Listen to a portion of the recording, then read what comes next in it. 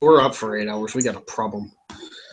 If we talk about this show for 8 hours, then they're doing something right, which is scary. If we talk about the show for longer than it aired, then yeah. Yeah. Agreed. I don't even know if I'm going to edit this. Yeah, I might just say happens. upload this. Yeah. Even this part, it's like I don't care. It's like it's one of those things where Aaron will post it because I ask him to. So, that's fine. At least he trusts our quality control. He does, which is awesome because back in the day that wasn't the case.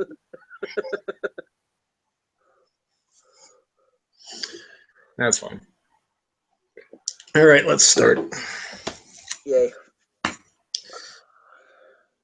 Ladies and gentlemen, live or whatever time you're watching this, from the East Coast, I am the Pennsylvania sensation, Greg Cherry. And I am the West Coast professor, Jeff Meacham, coming to you from sunny, well, not today, but yesterday, but sunny SoCal. It was sunny today. It's been crazy. What's that? It was sunny for us over here.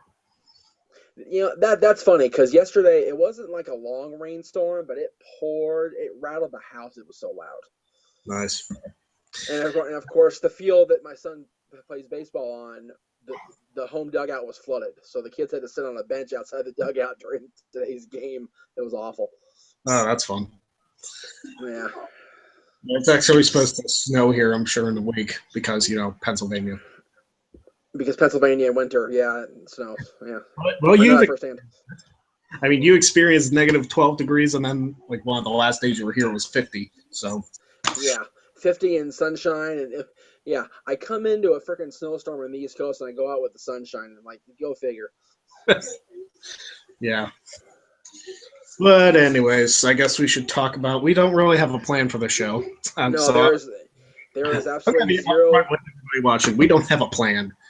We're just going to talk about Roadblock. We're going to talk about Mania. And we're going to talk about whatever we want to because this is our show. Yeah, in the words of my personal trainer friend Nikki, there are no format and no fucks given. Yep, pretty much. So that's just the way it's going to be today. Well, I agree with that for Roadblock because who really cares? Yeah, it was one of those things. I was talking with people on Twitter all throughout the show, and I just felt like I was paying $10 a month to go see a house show. I could have seen it at the Forum for a little bit more money, but for better quality. Yeah, I mean that's really all Roadblock was a glorified house show, and I mean the set design kind of gave that away too because yes. I'm pretty sure this was supposed to be a house show, and they just decided, let's put it on the network because it's in Toronto, and we could give the illusion that we're actually going to change something up with WrestleMania, and no, this. And what was sad is the one match I was looking forward to when it was announced, which was Charlotte versus Natalya, it was decent, but their match in NXT in theory when Charlotte was not as good as she is now, the match back then was way better. Yeah. I'm glad they gave them time at least, but still. Yeah. Well, it's one thing to give them time, but if they're not going to deliver a quality finish and have some haphazard non-interference by Nate and then a wacky roll-up guy thing with feet, it was stupid. Yeah. Well, here's something I got to complain about Charlotte is like she needs to get rid of Rick because that's going to be her thing. It's like, yes, she's Ric Flair's daughter, and it's like we get it. It's like she's the dirtiest player in the game for the Divas division. Fine, but let her be her. She does not need Ric Flair. Yeah, she survived just fine for the better part of 2.5 years without Rick at her side. And this is something I brought up when on our first episode that Charlotte and Natalya was overshadowed by the fact that Ric Flair and Bret Hart were out there. And it's the same thing happening again. Yep. Yeah, because Rick was out there and the match was dedicated to Bret because of the cancer fight. Yeah, I mean, there's a difference between and no disrespect to Cowboy Bob Orton, but there's a difference when Flair's out there with Charlotte than when Cowboy Bob was out there with Randy. It's like Randy was still the focus, and Cowboy Bob was just kind of there. But it seems like Ric Flair is more the focus, and Charlotte's just there. Well, Backwards. to play devil's advocate, Bob Orton's no Ric Flair. This is true. I'm not saying it's right that they're doing that. I'm just saying you're comparing a, at best, mid-card guy who happened to get a main event rub in Mid-Atlantic because of Ric Flair, and then Ric Flair. Yeah. So having Charlotte. Yeah, exactly. Having Ric Flair in anybody's corner is going to put the attention on Nate. It's just the way it's going to be. It was the same thing in Evolution. No matter how hard they tried to get Orton and Batista truly over, it was not until Evolution broke up that both of them really shined. Yeah. I'm trying to think if there's any more father and child comparisons that I could make. Golly, you've got the brief interaction that The Rock's father had in The Rock's career in '97. Yeah, he was Intercontinental champion. He was around for WrestleMania, and then they were hinting at bringing him in full time because Rocky was getting booed so bad that they wanted to have Rocky Johnson there to have some positive reinforcement. But the WrestleMania appearance was so that they went, nah, bye. Yeah. Not a lot of people, the only thing people remember from WrestleMania 13 was Austin Brett. Yeah. Well, and this is me, the hardcore fan of all fans until recently anyway. I remember the boos in the Sultan match. So I remember Rocky Johnson not really shining like he used to in the 80s, despite being in semi-decent shape back in '97. It didn't work, and Rocky Maivia's whole babyface persona in general didn't work at all. It wasn't until, as we all know, it wasn't until he joined the Nation that he really started to stick out. Yeah. Well, I know we're supposed to talk about Roadblock. We're not supposed to talk about Roadblock. It's the show of whatever this episode. We're going to talk about WrestleMania 13 a little bit. That's right. This is the Seinfeld episode of Coast to Coast. Yes, exactly. I guess the only other memorable thing about WrestleMania 13 was Bret Hart interfering in the main event 17 times. Yeah, seriously, it was like The Undertaker just happened to be there when Bret hit that last hit on Sid, and then, tombstone time. Yeah, pretty much. And you have to wonder, was Bret the babyface in that situation? Because he kept going after Sid. It's like, what is going on? People are annoyed at Bret, but they want Taker to win. It's like we just did a double turn with him in Austin, and now he's acting like our hero again, helping to beat Sid. I don't understand. It's like, yeah, I know Sid beat Bret for the title, but that was because of Austin. Why is he interfering? Because he still wants to be champion. It's like, I must beat Sid and cost him title so I can get the title from Undertaker, even though Undertaker's a more lethal opponent than Sid. Okay, that makes sense in Canada land. Yeah. Austin Brett really saved that show. Austin Brett was that show. Yeah, true statement. I mean, literally, the only thing that, like you said, the only thing that really sticks out was the fact that it was part of the streak. That was, it happened to be a streak match. Yeah. Yeah. Well, that was also before the streak really was a thing, because that was right. 6-0. And 1, 2, 3, 5, 6, 7, 7-0. 7-0? No, wait, hang on. 91, 92, 93, 95, 91, 92, 93, 95, 96, 97. Yeah, 7-0. When he beat 6. Still 6. It is 6, isn't it? I can count today. Jeff had no sleep after a Viper Room gig. I apologize. It's cool. Let me see if we can we give it. Is that showing up on the air, Greg? Paradise Kitty, yep. Paradise Kitty, the hottest Guns N' Roses tribute female band in Southern California and Vegas, and on the Monsters of Rock cruise. There you go. Go to their shows. Ask me where. I'll tell you if I am maybe if I know where they are. There you go. There you go. Well, being that Roadblock was a giant cluster, let's just briefly go over the results. New Day against the League of Nations. which you hate the New Day. I like the New Day. We've established that. Jericho goes over Jack Swagger, which poor Jack Swagger. I really feel bad for Swagger because when he was in his feud with Rusev, people were really getting behind him, and then they just yeah. My brother and I were watching that match, and he was like, do you think Swagger will win? I said point blank, they're not going to do shit with Swagger ever again. It's such a shame too because when he was with Zeb, he was really starting to become something. It's like it was a shock when he won the Chamber to face Del Rio at Mania, but that whole World Championship reign ending was about Dolph Ziggler's ascension. Yeah, Jack was just a placeholder. Quick call. Yeah, Jack was just a placeholder in that scenario at the end of the day. Although I would have been completely okay with Swagger defeating Del Rio at Mania. And then Dolph cash in the next night, that would have been fine too, honestly. Or Dolph cash in that night. Even better. That's true. I was actually expecting Dolph to cash in at Mania 29. That was the big rumor because he got beat so bad in the opening match. Yeah. Well, that was something every year. If the Money in the Bank guy was in the opening match, we expected the cash in to be later that night. And then when it did happen, it was totally out of the blue. We had no idea it was coming. So go figure that logic. Yeah. Let's see.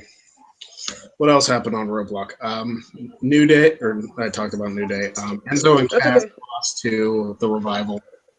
Yeah, I think Enzo and Cass losing was just ridiculous. I know why. If they're gonna, why? Tell me. I think it's because it's like they're losing, so they can't have the NXT tag titles if they're going to join the roster the night after WrestleMania. That's my opinion. I think they're coming up.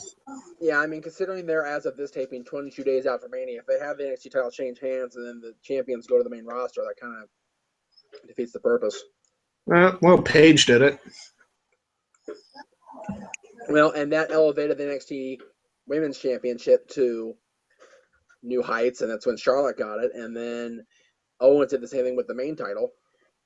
Yeah, NXT. He was NXT champion when he was fighting Cena. Yep, the first time when he won. Mm-hmm. Yep. Clean. Yeah. All right. Now, okay. So we had New Day retain. That did not surprise me. I had people texting me and tweeting me, going, "Oh, League of Nations." I'm like, okay. if I hate the New Day to the great hate the New Day, I'm that much indifferent toward the frickin' League of Nations. Yeah.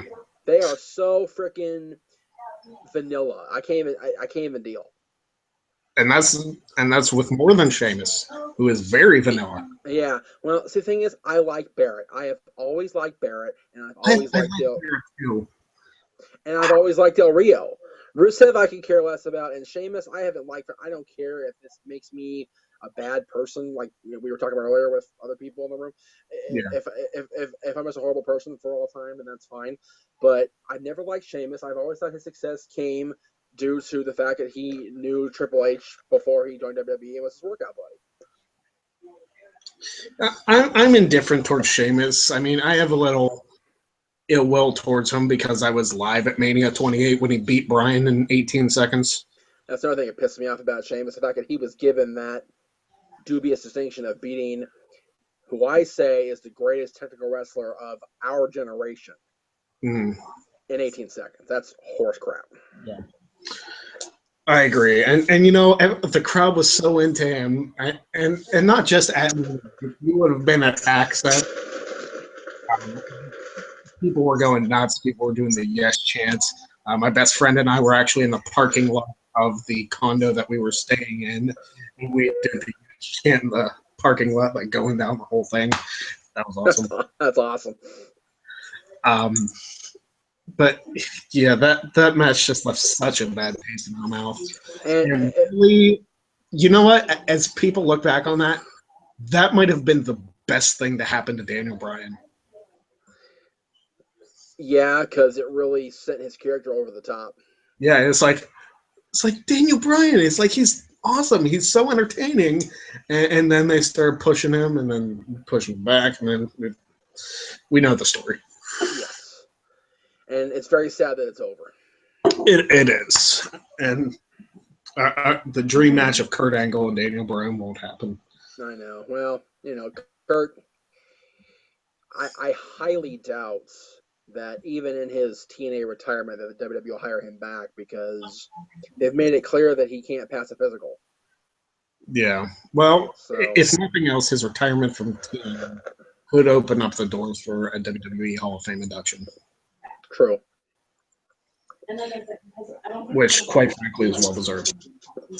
Yeah, I had an argument with somebody, I forget who it was, talking about that, Angle gets too much credit. I go, no, other than the way he left WWE, Kurt Angle is not only one of the most stand-up guys ever, but he's also one of the best in ring ever. And and granted, that comes from the Olympic background, and don't get me wrong, his Olympic accomplishments are overwhelmingly unbelievable. But his transition to sports entertainment was nothing short of phenomenal. And the fact that he was able to carry what was initially an inkling of something he might be able to do for a couple of years and retire wealthy turn into an almost 20-year career. Exactly. I mean, Kurt Angle, and it wasn't just the fact that he was a great wrestler. He was a great personality, too. Yes, which surprised everybody when he really started getting really comedic in like 2001 when he and Austin were both hurt. And I've actually been watching on the network some of the Attitude Era Raws because I almost forget how good Kurt Angle was when he was still in his debut year. Yep. Yeah, that whole first year was special. It was. It really was. It was something that it was funny. It was ironic, or I'm assuming it was tongue in cheek at ECW, maybe even a league with ECW, that Kurt's first loss was to Taz, because Taz was originally going to bring him into ECW. Yeah. And then we had the whole crucifixion of Sandman thing, and Kurt's like, I'm out of here. I'm gonna not be here anymore. So. We'd have had to wait 3 more years before Kurt Angle debuted in WWE. So yeah, for those of us that remember the Rise and Fall of ECW DVD, it's talked about on that. Yep. And if you're not familiar with Rise and Fall of ECW, then pause the show, go to Best Buy or go somewhere where they have that DVD and buy it now. We'll wait. Go ahead. Yeah, just keep us on pause for like 2 days. If you're getting it from Amazon, you ship it, then watch it, and then you can come back to us. Yeah, because then we're going to talk about it, because it was that DVD that led to the resurrection of ECW, which lasted in a good way for about 6 months. In the traditional ECW sense, for 6 months. Yeah. And granted, it did have its moments post the original era, in the fact that Christian returned. Maybe that was it. Yeah, I think the post Heyman WWECW will be best remembered for the rise to the heavyweight championship of Christian, because prior to his teenage arrival, he had never won a major world championship. No. And by the time he left ECW, when it closed its doors, he was a 2-time ECW champion. Yes. So, and then we saw Tommy Dreamer regain the title he had never really won, unless you count that brief 18 minutes in 2000. You can kind of count that because he was champion. Well, no, trust me, I count it because it's official, and I have pictures to show that he actually did hold the championship and make a speech and everything. But I don't know if he said this on the Rise and Fall or another DVD, but he was mad about being champion because he never really wanted to be a champion. He wanted to just be the heart and soul, the go-to guy in ECW, and he only held championships when other people bailed on my company. Yeah. I'd say it was the same in WWE, but he was hardcore champion a couple times. Well, Raven was hardcore champion 27 times, so that tells you something about the hardcore championship. And this is a discussion that's gone on ever since 2002. They need to bring back the hardcore championship. Maybe not like be as intense with the weapons and whatnot, but the 24/7 rule, quite frankly, was a lot of fun.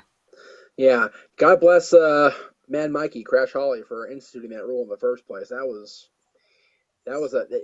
fun. I had a grand plan. I don't know if I ever told you this before off air or whatnot. I had a grand plan. I went to WrestleMania 2000 in Anaheim. Yeah. And they had that hardcore battle royal that night. Right. I had a plan that we almost executed. Had my friend gone with me that night, we would have probably pulled it out, or at least tried to pull it off. I was going to get my friend, who was a soccer referee at the time, to run somewhere with me with his referee shirt on and attack Crash and win the hardcore title and run like hell. Just like shoot fast count him and run. Just shoot fast count and just run. Just hit the freeway to LA, man. Get the hell out of Dodge. You probably had like security jump you and then Crash jump on top of you and pin you. Well, what would have been good is it would have been on TV, so it would have been the official Hardcore Championship reign. Yes, it would have. I would have been the official Hardcore Champion, and that's something very few can say. Events for life, but you would have been a former WWF Hardcore Champion. That's right, damn it. That's all I need to say. I'm there with the likes of the Godfather's Ho and Terry Runnels, damn it. And Trish Stratus. Well, hey, that's okay, though. Yeah, there you go. I don't mind being a fellow champion Trish Stratus. That's okay. There you go. Anytime my name is with Trish Stratus, always a good thing. Be like, you've held a championship that has been held by the likes of Rob Van Dam, Kurt Angle, The Undertaker, and Maven. And Maven, but that's okay too. Maven's 2 or 3-time hardcore champion. I can't remember. Let's see. I think he was 2 because I think I actually was there when he won the title from The Undertaker at SmackDown. That was in LA. No, you know what? I think he's 3-time because he beat Taker. Goldust used the 24/7 rule. Maven must have beat Goldust because Maven defended at Mania. He lost to Spike, who lost to Hurricane, who lost to Mighty Molly, who lost to Christian, and Christian lost to Maven. So 3-time. I forgot about the Goldust in between before Mania. I forgot about that. So yeah, you're right, 3-time. Yeah, because that was a backstage segment. It's like, wait, 24/7 rule's back. Sweet. Yeah, it was out of nowhere. It was funny. Well, yeah, they tried it on Taker. Well, what would you? No. Especially because he was in his almost Big Evil gimmick by that point. Yeah, he was definitely a hardcore champion for a reason. Yeah, he beat Rob Van Dam in convincing fashion in San Diego, and then just reign of terror for the next 3 months. Yep. 2 months, whatever it was. I think it was 2, December to February. Yeah, February. I always get February. I always mix up the dates because I was going to a lot of shows back then, so everything kind of blurs together. Yeah. Yeah. I wasn't in San Diego when he won, but I was at Raw the next night in LA when they had the Jericho Austin cage match for the Undisputed title. And then I was at the LA February show when Maven beat The Undertaker, thanks to The Rock. Which led to Rock Undertaker No Way Out. Yeah, which led to Flair Taker at Mania. Yes, and we're back to the streak.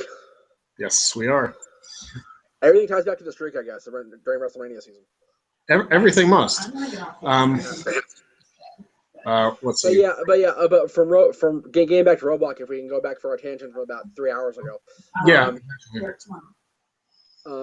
After the Divas match, I know they had Jericho and Swagger, which you mentioned, which was kind of one-sided, but Jack kind of had a promising showing, but like I said to my brother, they're not going to do anything with Swagger ever again. He's just going to do a glorified job with a horrible haircut. So, but they had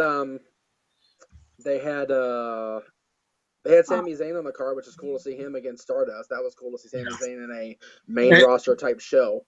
And this is something I'm going to complain about, and it probably won't change either. I understand Stardust is a tribute to Dusty. I get that. Right. I do. And that's cool. I like that. But if he is going to do anything else in his career besides job, he needs to go back to Cody Rhodes. Yeah, because Stardust will never be Intercontinental Champion. No, he was tag champion, but still. Well, it's one thing to be tag champion with your equally bizarre brother. It's another thing to hold what many consider the greatest single championship in the company. Mm-hmm. You know, at times it is. Yeah. Well, he was I mean, 2-time Continental champion, so yeah, as Cody though. yeah, as Cody. Yeah, Stardust has not done anything beyond championship with Goldust and feuding with Arrow. You know, Cody Rhodes. you know, and what's funny because JJ and I and the gang met post dashing Cody Rhodes when he was wearing the face mask. See, that was a fun gimmick too. That was a fun gimmick too, and JJ actually got him to break character and chuckle because JJ pulled the paper bag out and pulled over his head for the picture on social media. That's awesome. I got one of those little like one of these smiles that goes like that half a cock smile, but JJ got a full on chuckle. Cody Rhodes. Yeah, I like Cody. I hope that they do something with Dustin and Ron and Truth because the freaking segments are getting really stupid. I think it'll lead to them becoming a tag team and taking a shot at the tag team titles, but it won't be anything other than that. I don't think they'll win. I mean, they're not going to beat the team to beat the New Day. I think that's going to be Enzo and Cass right after Mania. Should be, because have they been champions since SummerSlam? Yeah, they've been champions since SummerSlam. That's a long title reign in this day and age. Yeah, they've done pretty well for themselves. Like I said, I think they're going to lose the night after Mania or the pay-per-view after Mania to Enzo and Cass. Well, it's funny. I get asked almost on a weekly basis, and I included it on the show at one point about Enzo and Cass being called up, and you know, I said up until that injury to Cass, I would have said no, don't call them up because their gimmick is just a bit too goofy. I mean, Enzo's hair and the whole "I'm a bona fide G" and whatever the hell he says and everything was so over the top that it was destined to remain at Full Sail. Mm-hmm. But when they came back, when Cass came off injury and Enzo turned completely serious and still did the shtick, but then came ring was like, all right, look, motherfuckers. It was like, whoa, these guys nutted up. That's awesome. Let's do this. Let's make it happen. Now the question is, will they bring Carmella with them? I would think so. I think she's as much a part of the act as Enzo and Cass. And, you know, I can't imagine, and this is me being the eternal optimist when it comes to professional wrestling, but I can't imagine WWE calling up the boyfriend and not calling up the girlfriend, splitting them up when they're having the best time of their career and their personal life at the same time. Yeah. But, well, you know. Jen just asked if Carmella's dating the one with the bad hair. No, thank God she has some taste. No, I've actually met Carmella and Cass. They're both really cool people. You know, it wouldn't surprise me too if who's Bayley wrestling at NXT Takeover Dallas? Asuka. Yeah, Asuka's going to win that. So Bayley's probably coming up on the main roster night after Mania. Well, from what I understand, she was going to be called up with the other three, but she was hurt. Yeah.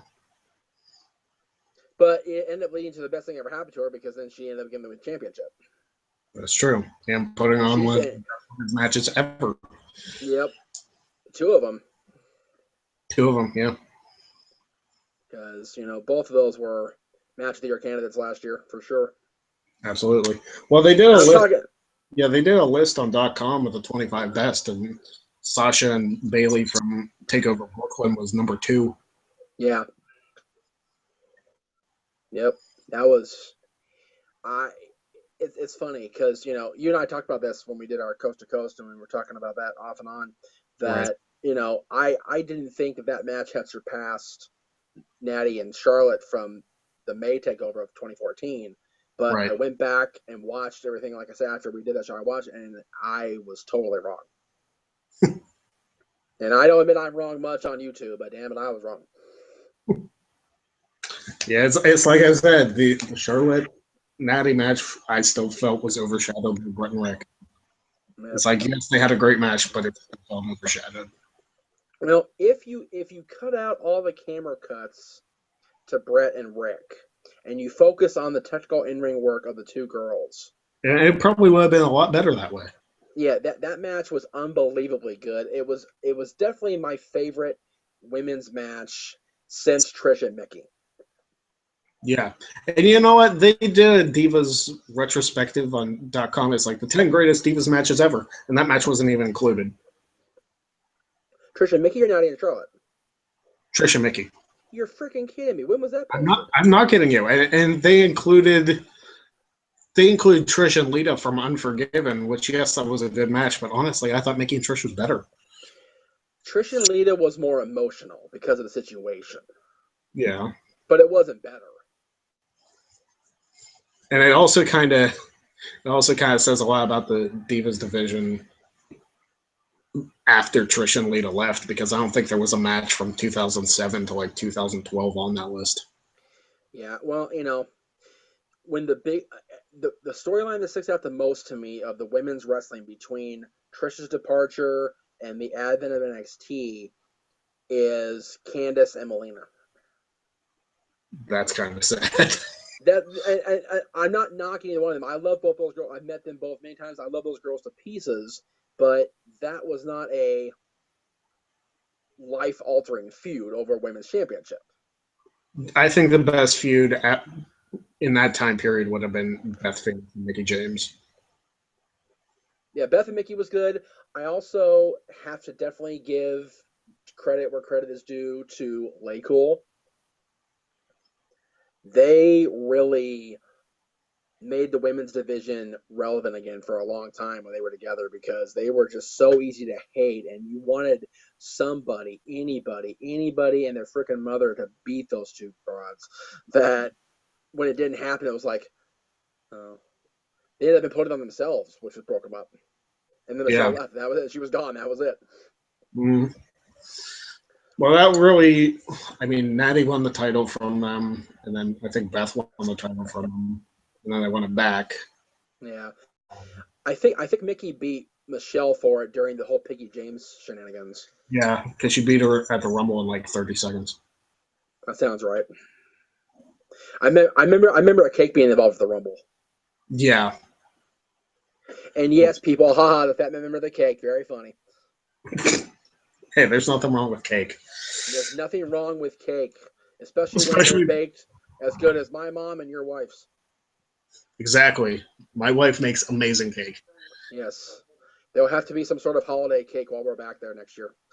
Oh, yeah. Yep, she says yes. So. Wonderful. Royal Rumble logo on it or something, just to have some sort of theme. It doesn't matter what's even on it. It's the fact that it's made is delicious. I agree wholeheartedly. Or brownies. She mentioned brownies. Brownies are always good. She made them again this year, and they were phenomenal as always. Brownies are hashtag of the business. They are. And that's a JJism, but I'm stealing it. There you go. Because it's my show now, so I don't care. We really don't care with this show. It's just that's right, we don't. I don't think we finished Roadblock, so New Day retained. Oh, we did. New Day retained. Swagger lost to Jericho. Charlotte beat Natty. Zayn beat. Cass lost to the Revival. Yeah, which beat Ambrose in like the weakest way ever. Such crap. It's like Ambrose, yeah, he beat the count. Oh, he got pedigreed and lost. I'm like, okay. But it still was the worst finish of the night. Like I said, the worst finish of the night was Charlotte Natty. Yeah, that was kind of a weak finish because Charlotte was too close to the ropes to get her feet on him. It was like, pin. And not even that, the whole reaching out to Rick and Natty Brick and the sharpshooter when Flair wasn't even dragging. He wasn't even on the ropes yet. No. Flair was halfway in the freaking ring.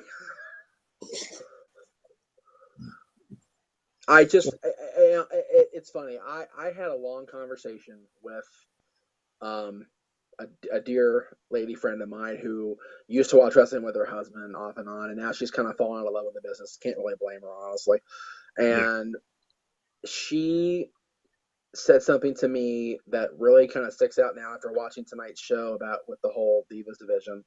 And she was like, as long as they continue on the path they're going down now, the Divas division will be irrelevant by the end of the year. Wow. Because even if our girl wins at WrestleMania, Which she probably will. Because that's the projected forecast. If you're watching the weather reports, we're looking for a Sasha Storm cloud in Texas. Not a Texas tornado because he's gone. She won't reign anywhere past SummerSlam, I don't think. Which is fine, and quite frankly, Sasha. The only reason the Divas have a following now is because of the E show. But I mean, they're not doing anything otherwise, really. Well, to point that counterpoint, Jen, the thing with the Divas division is the influx of the NXT girls last summer really gave them a shot in the arm. But the minute it became a faction war and not about those three girls, Total Divas became more relevant again than anything else. And which is, I don't begrudge Total Divas because I know some people love that show. But for me, as a female wrestling fan purist, I think that the obsession with that show compared to anything else in the division degrades women's wrestling. Well, to be fair, Jen and I watch Total Divas, and we do have a couple favorites on the show. She's really a big fan of Alicia Fox. Love Foxy. Which I'm entertained by her too. And the thing with Alicia Fox, I mean, she's been Divas champion for like 2 months, but she's highly talented in the ring. The only reason they put the belt on Nikki Bella for as long as they did is because she's John Cena's girlfriend. And there's truth to that, I'm sure. And because he wanted to beat AJ Lee's reign, because, the whole thing with Punk. Yes, because we can't just not be petty for once. Well, I think it's funny they haven't found a WWE champion that they can trust to beat Punk's reign. You're petty. You're so petty, you're Tom Petty. That's right. Heartbreaker. Well, no. The thing with the championship is I have a very strong suspicion that if Seth had stayed healthy, they'd have sent him past 434. I can believe that, and I would have been okay with that because I like Seth Rollins as champion. It's so funny. I'm gonna kind of break the internet here and kind of shock people when I say this. And Aaron, I'm sorry if you're seeing this for the first time. I haven't told you yet. I have been realizing over the last few weeks that ever since Seth Rollins got hurt and had to forfeit the championship, I have, over the course of the last however many months it's been since he got hurt, really started to not really care if I see the shows or not. What? And it got to the point where yesterday, where day is going up. I'm saying Friday for the relative term of people watching this past Sunday. I put on the DVR of Raw for Dylan and I to watch because Dylan was off school because we had parent conference this week. And I started the show, watched the opening segment with Shane and how much that fell flat on its ass. Oh. And then I literally handed him the remote, walked in here, and put on my Lady and the Bell DVD and watched that instead of Raw. Well, to be fair, we don't have cable, so we just watch the Hulu replays of Raw, which is better because it cuts out half the crap. Yeah. No, there isn't. I've said that since they started 3 hours. That if they cut all the nonsensical BS out of that show, it would only be 2 hours. Yeah. I mean, let's see. When did they start the 3-hour Raws? After episode 1000? Raw 1000 was the first permanent 3-hour show. Yeah. And for the previous $9.99, I mean, there were a few 3-hour ones in there, but they were completely fine. Why did they need to change it? Yeah, I saw other than increased ad revenue, which I get, they make serious bank on ad revenue, there is no reason for any televised wrestling show in 2016, with the exception of pay-per-views, to go 3 hours or more. Yeah, pay-per-view should be the only exception. And we're fine with 4-hour Manias and 4-hour SummerSlams because those are the big events. That's fine. Don't do it. You know, and even if WrestleMania continues to be built and booked the way it's been booked the last 2.5 months, they can reduce WrestleMania 3 hours this year too. Well, they don't have a roster to run a 4-hour show. They're all hurt. Well, here's my argument with that, because I had the same argument with a friend of mine on Twitter. They do have the roster. Their roster right now is more stacked, even with if you consider NXT guys, if you consider developmental talent that hasn't been signed yet assigned to a roster yet. They could book a 4-hour WrestleMania and have some of these guys get their huge moment in the sun if they're ready to go now. Yes, yeah, the main players: John Cena, Randy Orton, Seth Rollins, Undertaker the part-timer. All the guys that we're used to seeing in those big marquee matches are either injured or they've been booked so flat the last 6 months that nobody cares. Brock Lesnar, Bray Wyatt, nobody cares. Yeah, I can agree with that. I mean, let's see what we have for Mania so far. We have Lesnar Ambrose. We have Triple H and Reigns. We have Shane and Taker. We have the triple threat for the US title. We probably have the Battle Royal, and what else? I'm hearing a rumor, and it's a very weak rumor because I've only heard it a couple of times, that they're going to reintroduce Money in the Bank at WrestleMania. Why? They have their own pay-per-view for that. Yes. I know, because I heard, I don't know where I heard this from. I probably wasn't under DQ because Aaron doesn't actually let us get close to us facts, but now, thank God. But as far as I know, they're going to do it with Money in the Bank and replace it with something else. But that's just something I heard. I don't know how much truth there is to that. It could be just a... You know what's funny? I could see them, if they put a Money in the Bank at Mania, I could see them recreating last year's and just screwing Reigns out of the title again. It's because it's like, nobody wants to see Reigns win the title again. He's fighting Triple H, and now we're pot committed because now we have to have the match. It's like, Well, it's... I had this argument on a daily basis with pretty much everybody on Twitter, and I'll go ahead and present it with you. I get the tweets to me that complain that Roman shouldn't be showcased because Roman isn't over. And I tell every single person that I read that tweet about, watch the show. It doesn't matter if he's cheered or if he's booed or if he's screamed at or cussed at or whatever. He gets a huge reaction every single time. It's just like John Cena. Exactly. I was just going to say the same thing. John Cena has been getting booed almost from the minute he beat Bradshaw. And he's over. And I'm sorry. Wouldn't you rather have someone who is actually, like, the fans actually have an attachment to rather than just a hatred for? Because then they give more of a crap about what the product actually is. That's been a huge stuck in my craw, is that there isn't really anybody since Cena's... I mean, he's still in decent shape. He's still raring to go any day of the week, twice on Sunday. But the reality is that there's nobody that I can really invest myself in like I did Hulk Hogan, like I did Stone Cold Steve Austin, like I did, Sting in WCW. Exactly.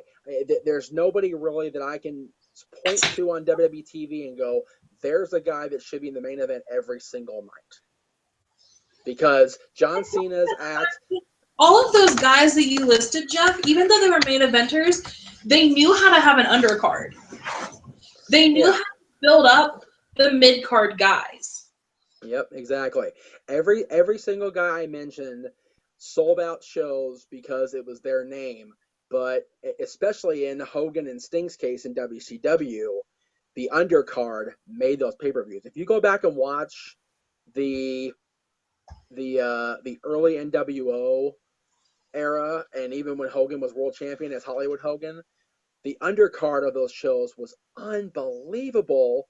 And then they feed you Hogan Savage and Hogan Piper and, you know, the old guys from the WWF from 10 years prior. So the main eventers were over in a negative way because the WCW fans were like, okay, we like Rey Mysterio, we like Chris Jericho, we like Eddie Guerrero, we like the Malenko, we like these guys that were seen in the first, second, fifth, sixth, seventh matches, and then you're going to give us this garbage to go home to? Mm-hmm. Which is why WCW lost their fan base and went out of business. And I'm starting to see very WCW-like things on WWE TV, even worse so because even the undercard right now is not as solid as it used to be. It could be if they would actually elevate people, but they don't do that. But that's the thing, is they bury everyone. Well, and Build you know, and bury them. Well, people blamed Triple H for burying people when he was world champion in 2004 and 2003. But the truth of the matter is, even back then, he was still a cog in the wheel. He was not who he is now.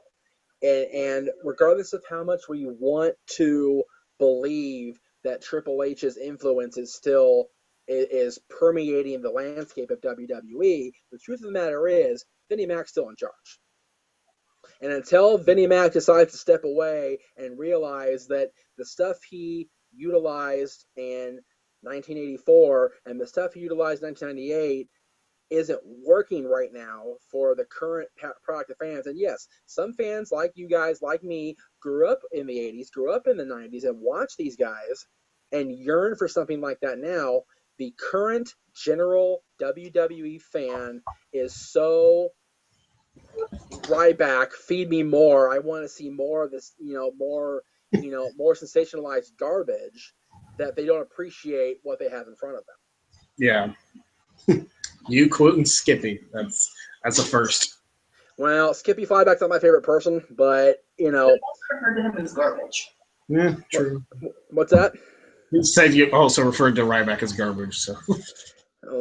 He is. He's not a nice person either. But if they would see, Jen made a very good point.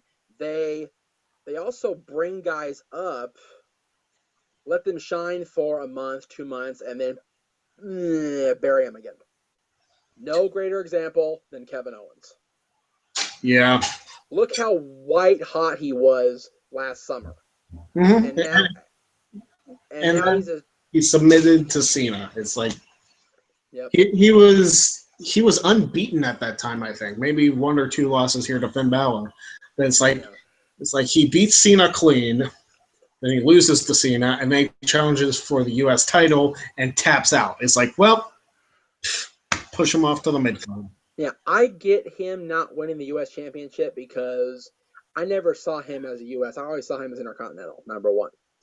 But what did it benefit anybody but Vince McMahon's ego to have his golden boy tap out an indie darling? And I as much as you don't care for Rusev, I'm gonna say the same thing for him. It's like Rusev was undefeated going into last year's WrestleMania, and then Cena just beat him left and right. It's the same thing that happened with Umaga. It's the same thing that happened with numerous other guys. It's like, oh, well, let's put him against this guy, and let's build him up for a year, and then have him face Cena and lose. The problem with that formula is it worked in the 80s because nobody really invested in anybody else like they did Hulk Hogan. Mm-hmm. But by 1990, people were sick of Hulk Hogan. And hello? As everybody on the show, everybody could be up a victory. I mean, for crying out loud, the Brooklyn Brawler owns a pinfall victory over Triple H. Yeah, exactly. You just cut really bad. I lost you there for a second, Greg. I honestly think that hello? No. Can you hear me? I can hear you, but it's shaky. Might have to cut it out. Yeah, cut it. Oh, too much now, but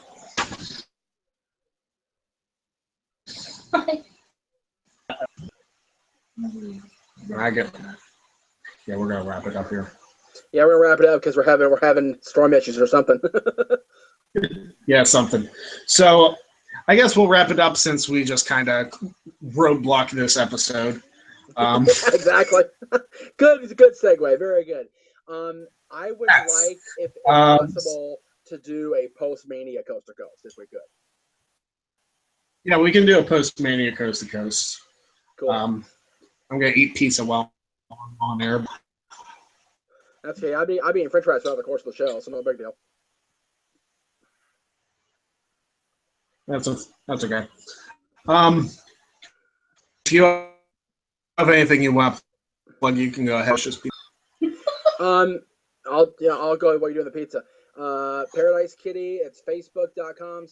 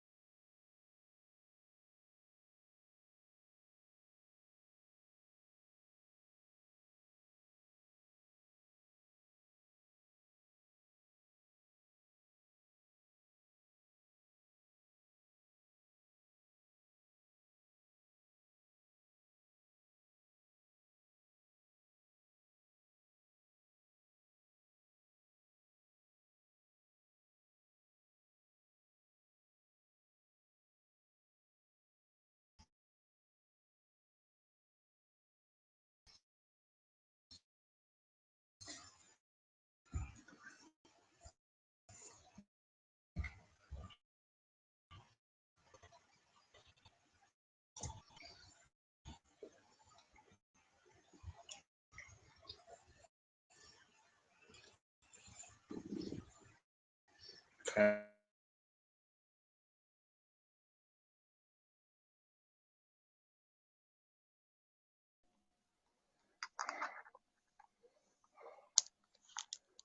Hang on, Greg.